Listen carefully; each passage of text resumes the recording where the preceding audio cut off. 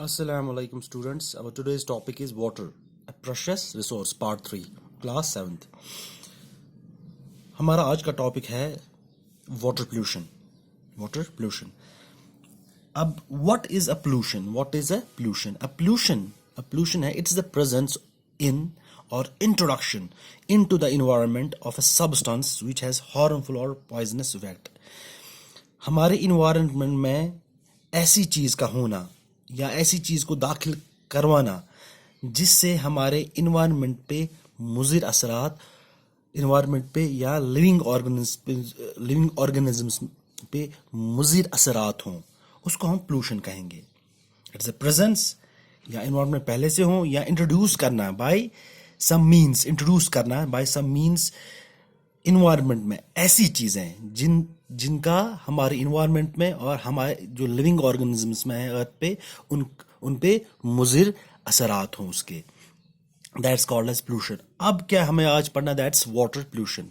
अब water pollution क्या होता है? अब यही इंट्रोड्यूस प्रेजेंस और introduction of some poisonous substances into the water is called as water pollution. अब अगर यही presence और introduction of some harmful substance हम air में करेंगे, that will be called as the air pollution. Presence or introduction of some harmful substance into the water is called water pollution, or simply we can say is contamination of the water bodies, usually or as a result of human activities is called as water pollution.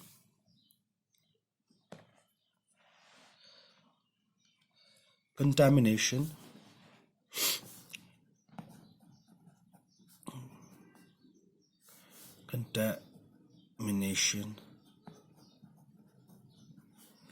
of water bodies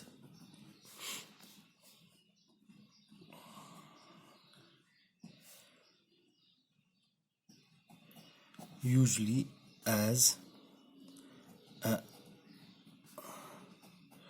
result of human activities. Human activities की वजह से water bodies का contaminate होना, गंदा हो जाना, that's called as water pollution. अब now what is the water bodies? Water bodies मैंने आपको पहले ही बोला है, वाटर बॉडीज़ में क्या क्या आता है. वाटर बॉडीज़ में क्या क्या आता है? सीज है, ओशंस है, लेक्स है, रिवर्स है, पॉन्ड्स है, वेल्स है, एक्स्ट्रा. अब इसमें ये जो दो है they are salty, marine, they are salty. इनमें साल्ट की प्रेजेंस होती है. They are not fit for the human consumption. अब ये है they are called as fresh water bodies. Fresh water bodies.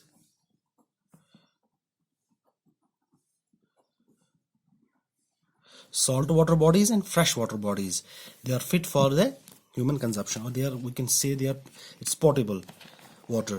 अब इन्हीं को कंटामिनेट करना by introducing some harmful or poisonous effects, इसको हम कहेंगे water pollution. अभी water pollution होता है क्या है? What are the causes of water pollution?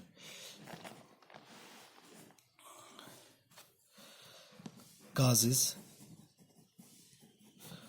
of water pollution.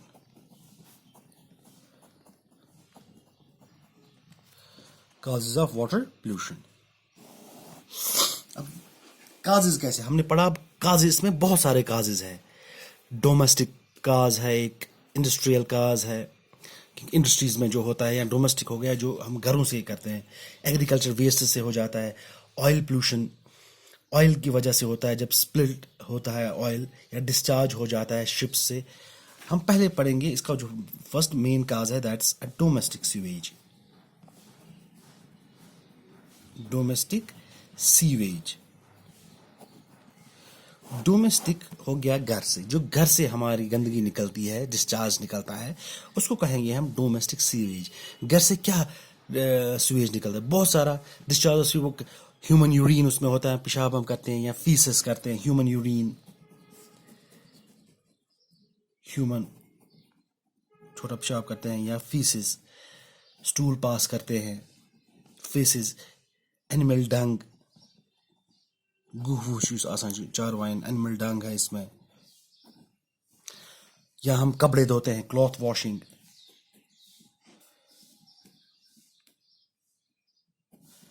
Bathing नहाते हैं, साबुन जब लगाते हैं फिर नहाते हैं, वो पानी कहाँ चला जाता है, हमारे ड्रेन से होके फिर वाटर बॉडीज में चला जाता है, कहाँ कहाँ चला जाता है, रिवर्स में, लेक्स में और अदर वाटर बॉडीज में। तो ये क्या है जो इनमें ह्यूमन यूरिन में है, ये पॉइजनस है, इसलिए हम हमारी बॉडीज को एक्सक्रीट करती है। ये फीसिस ये भी पॉइजनस है, इसलिए हमारी बॉडीज को एक्सक्रीट करती है।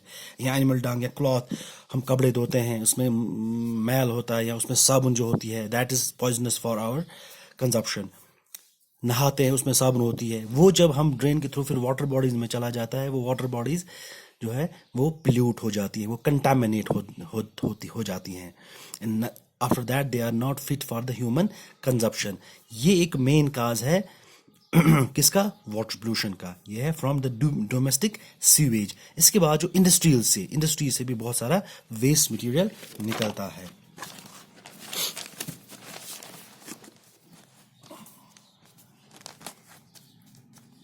Second one is industrial waste.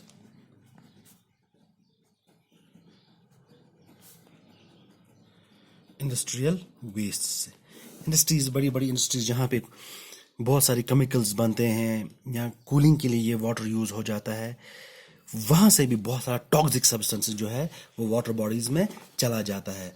जैसे उसमें बहुत सारे टॉक्सिक केमिकल्स जो होते हैं इंडस्ट्रीज में यूज़ करते हैं। फॉर एग्जांपल हम we use chloride for many purposes, ammonia, hydrogen,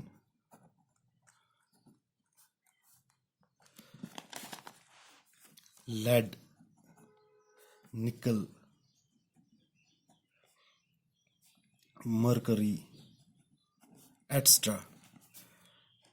जो इनके कंपाउंड्स हैं, जो इनसे कंपाउंड्स बनते हैं, फिर ये कहाँ चले जाते हैं, फिर ये थ्रू जो आउटलेट्स होती हैं फैक्ट्रीज में, आउटलेट्स थ्रू हमारी वाटर बॉडीज में चली जाती हैं। They are very harmful for our consumption. इनसे बहुत सारी डिजीजेस हो जाती है। जैसे मरकरी अगर हम लेंगे, उससे एक डिजीज हो जाती है मेनिमेटा। इसी से जो ये कहाँ से निकलते हैं, इंडस्ट्रीज से। जब इंडस्ट्रीज बहुत सारे कंपाउंड्स बनाती हैं फॉर वेरियस पर्पसेस, तो क्या हो जाता है, ये जो कंपाउंड्स हैं, ये for chloride, ammonia, hydrogen, lead, nickel, mercury extra, ये जो मेटल्स हैं ये उनमें चले जाते हैं वाटर बॉडीज में, और हमारा जो वाटर बॉडीज है दे गेट कंटामिनेटेड। ऐसे एग्रीकल्चर, इसके बाद एग्रीकल्चरल वेस्ट से, एग्रीकल्चरल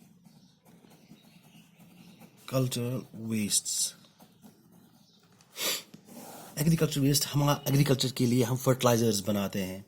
जो फर्टिलाइजर्स होते हैं जब वहाँ पे बन जाता है, फिर हमने स्प्रे किया, जो फर्टिलाइज़र हमने फैक्ट्री से लाया, फिर हमने स्प्रे किया अपने क्रॉप्स में।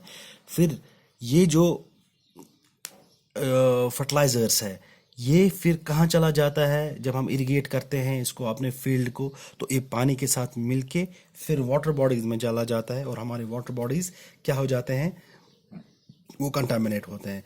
इंसेक्टिसाइड्स यूज़ करते हैं, हर्बिसाइड्स यूज़ करते हैं, फर्टिलाइजर्स यूज़ करते हैं, या हर्बिसाइड्स यूज़ करते हैं।